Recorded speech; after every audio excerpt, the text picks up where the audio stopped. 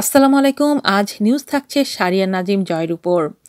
রাজধানীর রূপনগর থানায় এবার জীবনের নিরাপত্তা চেয়ে সাধারণ ডায়েরি করেছেন জনপ্রিয় অভিনেতা ও উপস্থাপক সারিয়া নাজিম জয়। ঢাকা মহানগর পুলিশের সাইবার অপরাধ বিভাগের অতিরিক্ত উপকমিশনার নাজমুল ইসলাম গণমাধ্যমকে বিষয়টি নিশ্চিত করেছেন। সারিয়া নাজিম জয়ের দাবি, ফেসবুকে তার আইডি হ্যাকড হয়েছে। তার আগে তাকে হত্যার হুমকি দেওয়া হয়। এর বাইরেও মোবাইলে বিভিন্ন অ্যাপ থেকে হুমকি দেওয়া হচ্ছে বলে জানিয়েছেন তিনি। তার আগে এক ভিডিও বার্তায় সারিয়া নাজিম জয় জানান, আমি বাঁচতে চাই, থাকতে চাই, কাজ করতে চাই। আমি মহামান্য রাষ্ট্রপতি ও মাননীয় প্রধানমন্ত্রী সবার প্রতি সবার কাছে আমার জীবন ভিক্ষা চাই। যে ধরনের হুমকি পাচ্ছি সে ধরনের হুমকি নিয়ে আসলে বেঁচে থাকা মুশকিল।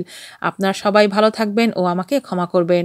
আমি একটি কথা আপনাদের খুব দৃঢ়ভাবে বলতে চাই, এই যে নাইম ছেলেটির আমি সাক্ষাৎকার নিয়েছি, কিন্তু আমি আল্লাহর কসম দিয়ে বলছি যে নাইমকে আমি কোনো কথা শিখিয়ে দেইনি। প্রসঙ্গত বনানীতে আগুনের ঘটনায় হিরো ছোট নাইমকে নিয়ে সম্প্রতি একটি সাক্ষাৎকার প্রকাশ করেন জয়। সেটি নিজের ইউটিউবে আপলোডও করেন।